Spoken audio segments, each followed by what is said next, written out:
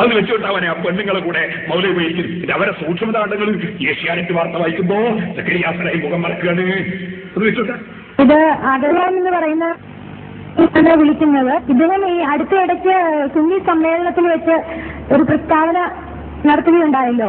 അതായത് സ്ത്രീ പുരുഷ സമത്വം എന്ന് പറയുന്നത് ഇസ്ലാമിന് വിരുദ്ധമാണെന്നൊക്കെ പറയുന്ന തരത്തില് പറയാനുണ്ടായ ഒരു കാരണം എന്തായിരിക്കും?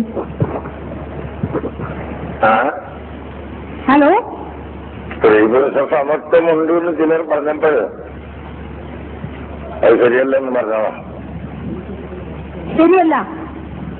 അതെ, സ്ത്രീ പുരുഷ സമത്വമില്ല എന്നത് എല്ലാവർക്കും അറിയാമല്ലോ. സ്ത്രീ പുരുഷ സമത്വം ആവശ്യമില്ല എന്നാണ് പറയുന്നത്. ആവശ്യമില്ലെന്ന് അല്ല, അങ്ങനെ ഇല്ല, ഉണ്ടാക്കാൻ കഴിയുകയും ഇല്ല.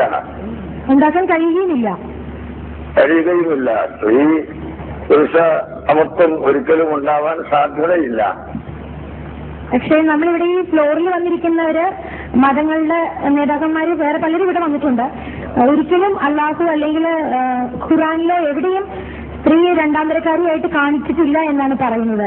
അങ്ങനെയാണെങ്കിൽ സമത്വം ഉണ്ടെന്നല്ലേ അതിനർത്ഥം? രണ്ടാം തരം ഒന്നാം തരം എന്ന വകതിരിവല്ല. പുരുഷന്മാരാണ് സ്ത്രീകളെ നിയന്ത്രിക്കേണ്ടതെന്നും സ്ത്രീകൾക്ക് ഭക്ഷണം നൽകേണ്ടതെന്നും സ്ത്രീകളെ സംരക്ഷിക്കേണ്ടതെന്നും വിശുദ്ധ ഖുർആൻ പറഞ്ഞിട്ടുണ്ട്. അപ്പോൾ സ്ത്രീകളെക്കാൾ കൂടുതൽ പ്രാധാന്യം പുരുഷന്മാർക്കാണ് ആ വിഷയത്തിലുള്ളതെന്നും ഇസ്ലാം പഠിപ്പിച്ചിട്ടുണ്ട്.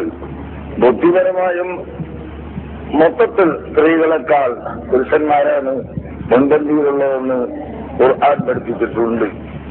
ഇല്ലെന്ന് ആരെങ്കിലും പറയുന്നുവെങ്കിൽ അവർ ഖുർആൻ മനസ്സിലാക്കാത്തവരാണ്.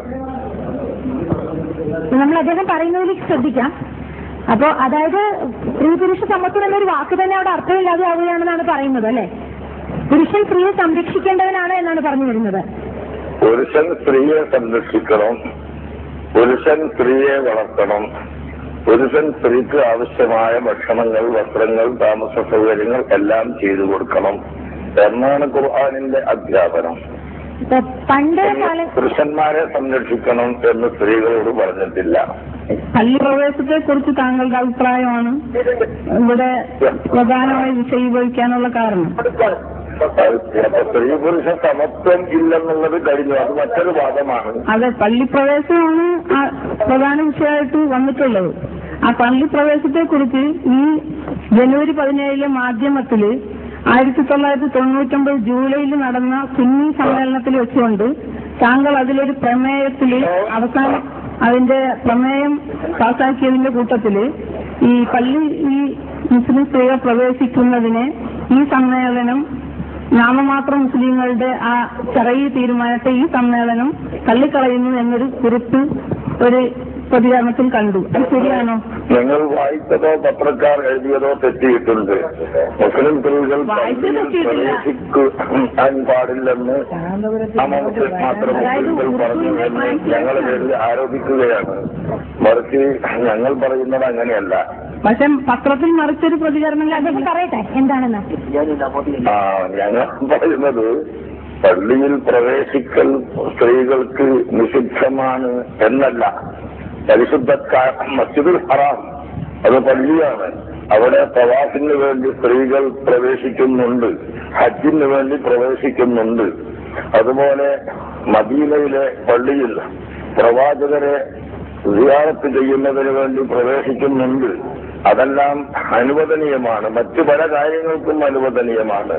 അതേസമയം പരപുരുഷന്മാരൊന്നിച്ച് നടത്തപ്പെടുന്ന ജമാഅത്തുകളിലും അതുപോലെ ജുമാ നിസ്കാരങ്ങളിലും സ്ത്രീകൾ പോകേണ്ടതില്ലെന്നും അവർ വീട്ടിൽ വെച്ച് നിസ്കരിക്കുകയാണ് ചെയ്യേണ്ടതെന്നും ഉള്ള ഇസ്ലാമിന്റെ നിയമമാണ് ഞങ്ങൾ പറഞ്ഞിട്ടുള്ളത്. അതിനെതിരായി എല്ലാ സ്ത്രീ പുരുഷന്മാർക്കും സമത്വമുണ്ട് എന്ന വാദം തെറ്റാകുന്നു.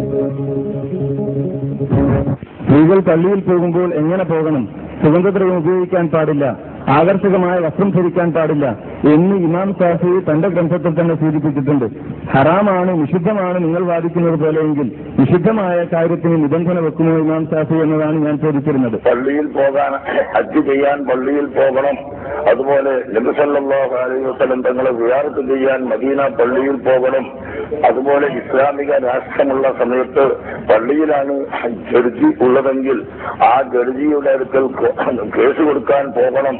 ഇങ്ങനെയെല്ലാം പള്ളിയിൽ പോകലുള്ള പല സന്ദർഭങ്ങളും ഉണ്ട് എന്ന് ഇമാം ശാഫിഈ വ്യക്തമാക്കുകയും സന്ദർഭങ്ങളിൽ മര്യാദകൾ പ്രേരിക്കുകയുമാണ് ചെയ്തിട്ടുള്ളത്. അല്ലാതെ പല പുരുഷന്മാരോടൊന്നിച്ച് എല്ലാ സമയവും ജുമുഅക്ക് പോകണം എന്നും ആ ജുമുഅക്ക് പോകേണ്ട മര്യാദകൾ ഇന്നതാണെന്നും ഇമാം ശാഫിഈ പറഞ്ഞിട്ടില്ല. ഇവിടെ ഞങ്ങൾ ഈ ഒരു ചർച്ച സംഘടിപ്പിച്ചപ്പോൾ സുന്നി ഫാക്ഷനിലുള്ള ഒരുപാട് പേരെ ഞങ്ങൾ ക്ഷണിച്ചിരുന്നു ഇതിൽ പങ്കെടുക്കാനായിട്ട്. പൊതുവെ പറഞ്ഞു കേട്ടൊരു പരാതി, അവതരിപ്പിക്കുന്നത് ഒരു സ്ത്രീ ആയതുകൊണ്ടും സ്ത്രീകൾ പങ്കെടുക്കുന്ന ഒരു ചടങ്ങായതുകൊണ്ടും തീർച്ചയായും ആരും തന്നെ പങ്കെടുക്കില്ല എന്നാണ്. പക്ഷെ അത് വളരെ ഖേദകരമായി പോയി എന്നൊരു കാര്യം കൂടി ഞങ്ങൾക്കിവിടെ പറയാനുണ്ട്. അതിനെക്കുറിച്ച് എന്താ തോന്നുന്നത്? ക്കുന്നത് കൊണ്ട് പ്രയോജനമില്ല. മതത്തിന്റെ നിയമങ്ങൾ അങ്ങനെയാണ്.